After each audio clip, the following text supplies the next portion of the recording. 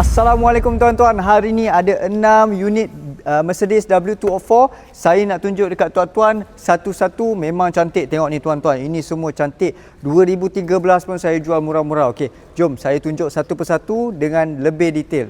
Okey tuan-tuan, yang pertama, yang ini saya ada sebuah model W204 C200. Yang ni walaupun dia pre-facelift tetapi dia dah pakai enjin CGI lah. Yang ini 1800cc. Memang murah road tag dia. Okey, harga pun saya nak jual murah-murah, RM22,800 sahaja. Condition saya boleh cakap memang tip top, A+. Tuan-tuan boleh lihat dekat sini, tayar dia pun pakai Michelin, tayar tahun baru juga. Saya tunjuk sikit bahagian dalaman dia. Cat dia semua cantik tuan-tuan. Bahagian dalaman dia pun memang cantik. Aircon semua sejuk lagi. So memang well maintain lah. Last owner memang well maintain tuan-tuan.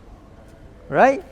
Okey tuan-tuan, seterusnya saya ada yang ini tuan-tuan, 2013. Okey, yang ini 2013 C200 tuan-tuan.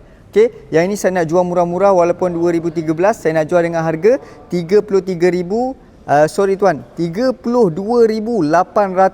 sahaja. Dalaman dia color white cream tuan-tuan, color white grey macam tu. Okey, yang ini tayar dia pakai Dunlop 2013. Alright tuan-tuan, yang ini saya ada C250 2012 spek A Vanguard tuan-tuan. Yang ini saya nak jual dengan harga RM35,800 sahaja. Tuan-tuan lihat sendiri steering dia cantik, mileage pun low mileage, 152 sahaja. Memang sangat cantik. Ada 6 buah unit hari ni. Saya nak review satu-satu lebih detail. Tayar pun dia dah pakai Michelin tuan-tuan, PS5, bukan tayar biasa-biasa lah. Right? Okey, mana yang tak ada bajet tu, saya ada bajet yang RM18,800 sahaja tuan-tuan. Yang ini tahun 2008, lama sikit, pre-facelift.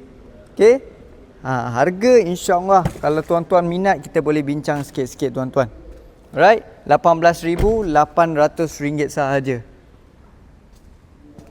Okey tuan-tuan, yang ini saya ada C200 2012. Saya nak jual dengan harga RM27,800 sahaja. Jom kita tengok sikit interior dalam dia macam mana.